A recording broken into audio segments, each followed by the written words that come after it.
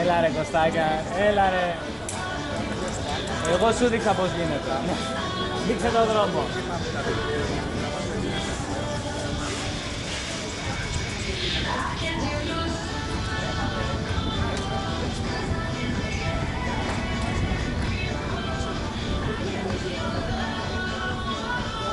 Έλα να το ανεβάσω και στο Facebook. Θα γίνει χαμός στο Facebook. Θα γίνει χαμός.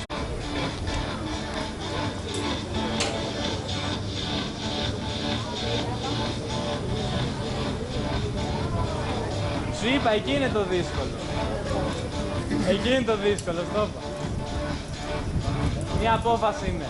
Ένα βήμα. Θες όταν πας στη γωνία να πάω πιο πλάι, θα βάλω. Για να σου δω το στυλάκι. Αλλά ωραία. Θα φαίνεται εδώ πέρα στην κάμερα, να πάω στο πλάι. Κάνε λίγο...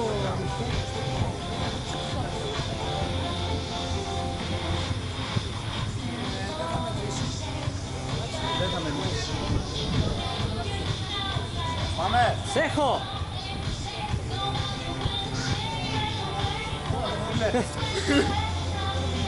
Πέρα κοίτα! Και πήγε πέρα! Δεν πας τουαλέτα ρε μαλάκα! Μετράμε, βοηθάει. Ας μετρήσουμε ρε. Μέτρα είναι πιο εύκολο! 3, 2, 1, πάμε!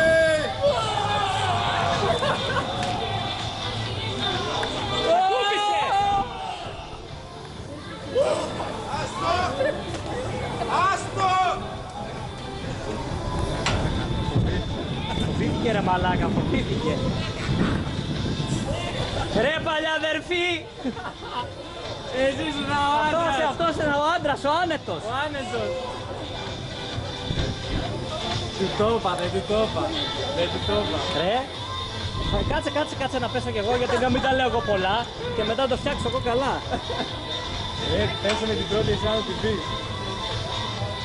Όχι ρε, γιατί μου έλεγε εντάξει και θα κάνω και κόλπα. Και φυλάκι και τόνο. Ωραίος, ωραίος.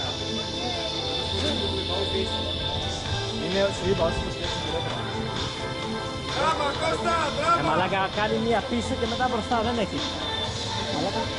Το κακό ρε, κοίταζε κάτω. Κοίταζε τη Γενέβη. Πιο ακραίες πόλεις του πλανήτη. Νούμερο 5 του Αθήνα. Πεινάνε εκεί, Πεινάνε, σου λέω. Να φάνε, σου λέω. Να φάνε δεν έχουν. Άστο ρε, άστο σκηνή κάτω. Όλο κόλπα είσαι ρε. Μπράβο! Όλο κόλπα είσαι.